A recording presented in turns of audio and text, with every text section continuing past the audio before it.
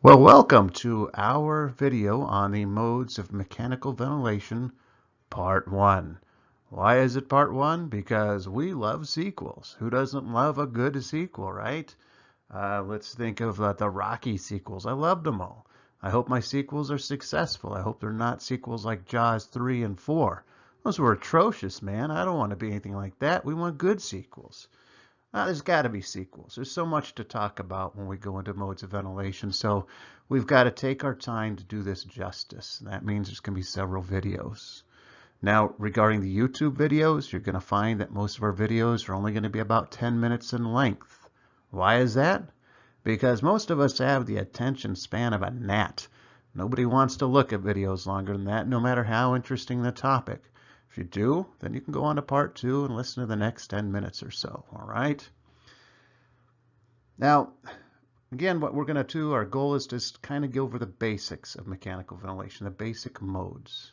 I'm not going to go over ventilation strategy, weaning strategies, and all that. That takes a great deal of time. We're just trying to get you on board with understanding the basic modes of ventilation, maybe going over some of the pluses and minuses of each one, and when you may want to use them. Okay, remember, this is just an introduction. We want to make this simple. So respiratory therapists have been doing this for a number of years. You're probably going to find this very simplistic. New RT graduates, you might find some very interesting things in here, some concepts that are easier to understand based on our approach. I'm kind of known for making things easy to understand. I tell people I have to because there's no way I could figure this stuff out if I made it complicated. So I try to make it easy. This entire series we're about to do comes from a book that I wrote called Mechanical Ventilation Made Easy. The second part of that, the newest book, is actually Respiratory Nuts and Bolts. Now, these books were very popular amongst nursing programs. In fact, some of them used it as part of their curriculum. All right.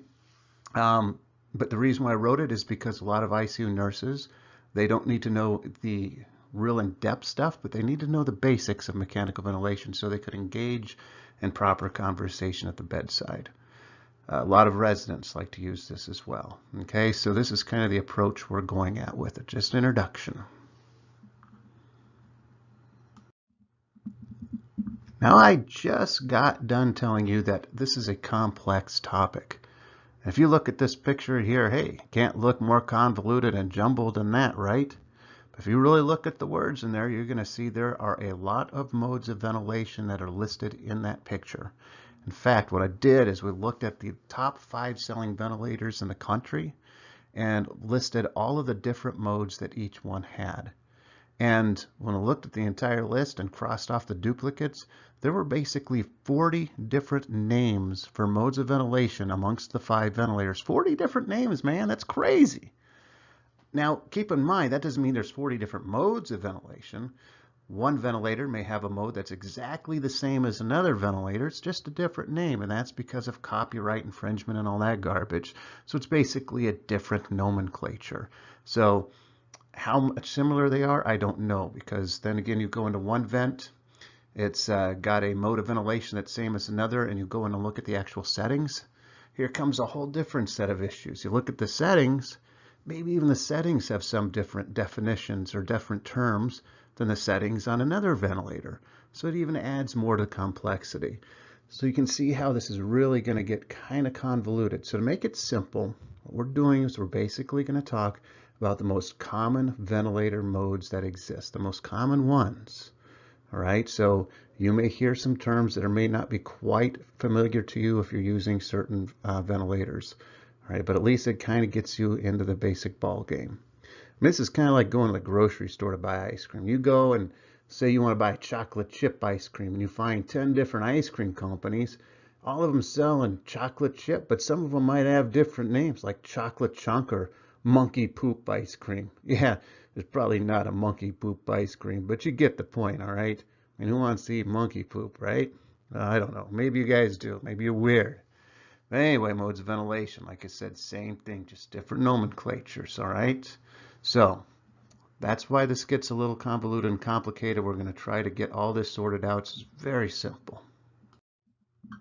Now, To further illustrate how complex this gets, I want to talk about one of my favorite doctors who shall go nameless because I didn't actually talk to him, get his permission to share his story on here. But one of my favorite doctors once in a critical care unit that I worked at, he took a bunch of residents into an ICU room where there was a ventilator and it was running on a patient. And the doctor would tap on the screen. He showed him all the modes that existed on this particular ventilator.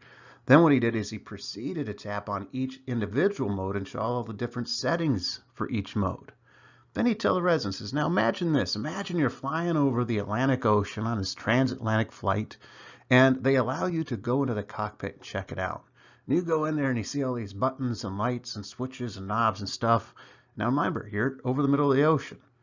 Now, do you want the pilot who just knows what some of the lights and buttons do, or do you want the guy who knows what all of them do?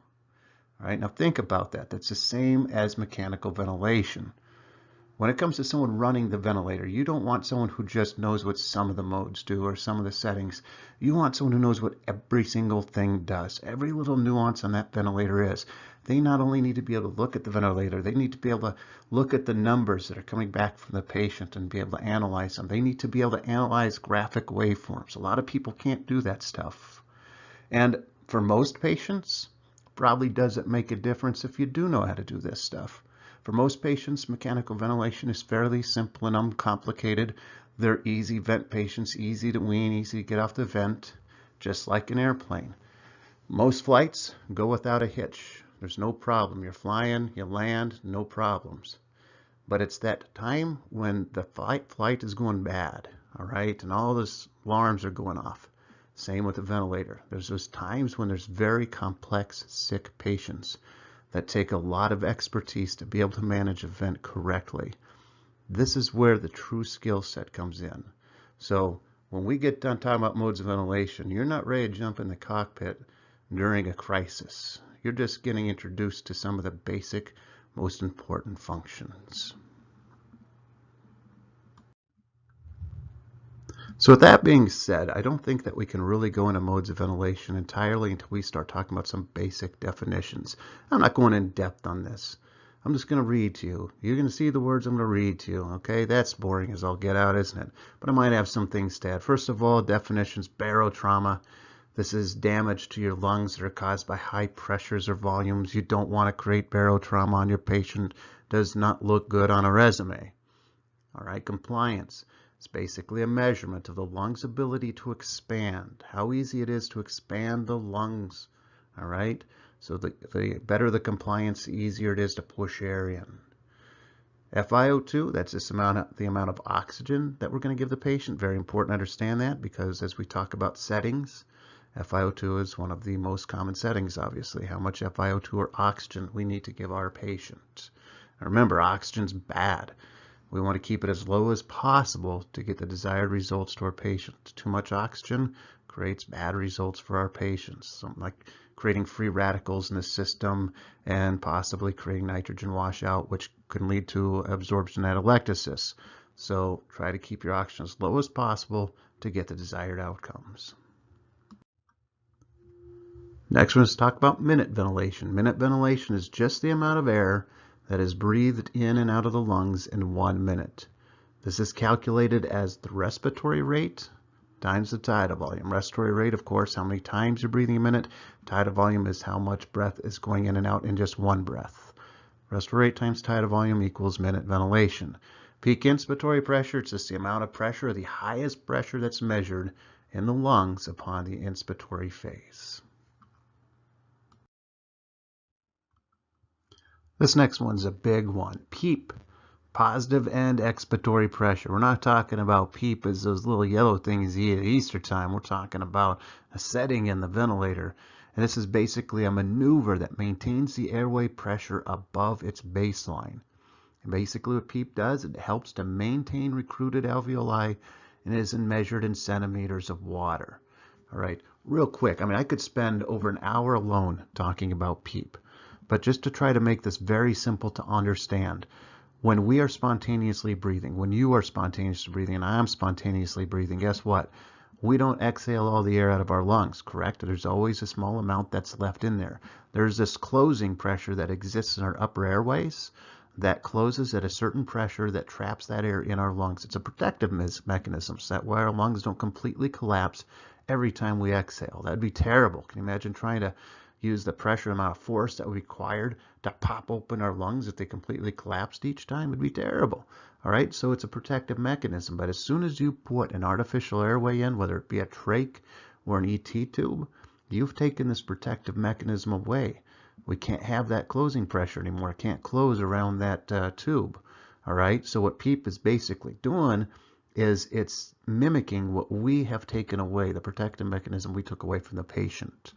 All right, so we're going to talk more about PEEP as we go along. And like I said, we'll probably at some point do an entire 1-hour course just on PEEP.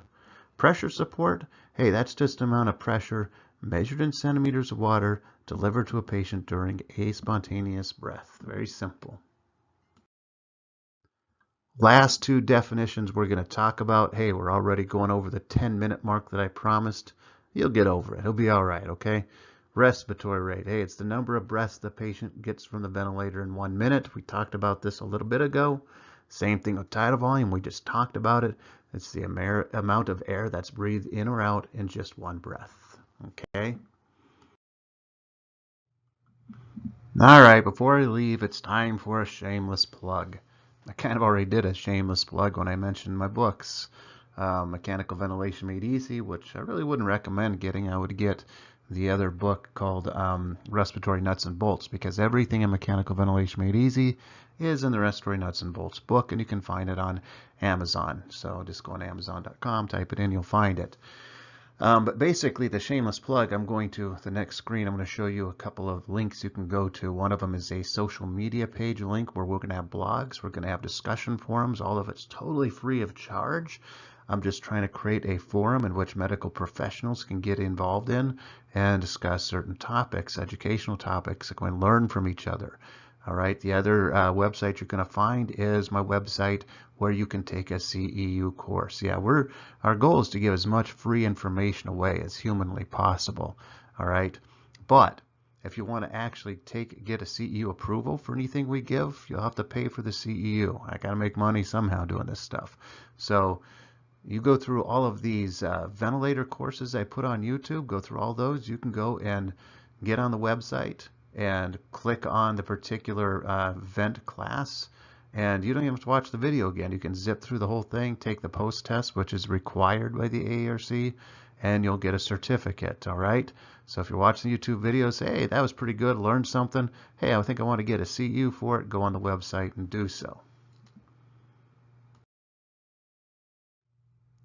And as promised, here are those sites. Now, if you want to go on the social media sites, it's pretty much brand new as of today, which is January 3rd, 2018. So I don't think we have very many subscribers, if any at all. So you may be one of the first ones. That's at $10ceu.ning.com. Again, we're going to have discussion forums. Not a lot of content yet. This is just getting started. It's brand new this year. All right, but get involved. Put some comments in there. Tell me what topics you like to talk about. We try to engage. If you want to take CEUs, $10ceu.com is where you want to go. Now, there is only 3 courses on there. This is all brand new stuff, brand new company. We're just getting things rolling. You will not find one on the modes of ventilation just yet. That's something that's a work in progress. Probably going to be released in 3 months. What is it, January? Probably the end of March of 2018. So I'm not going to redo this video. So if you watch this a year from now, and it's 2019, well, then you know that it's already should be released, okay? So we're hoping by March of 2018. Again, hope to see you guys in the discussion forums and be able to discuss things with you, and keep in tune so that way you can find out more about the next YouTube video release. You're also going to find on both those sites a place where you can sign up for our emails. That way you can get an email letting you know anytime something new is going on. All right, hope you enjoyed this first video, and we will be in touch.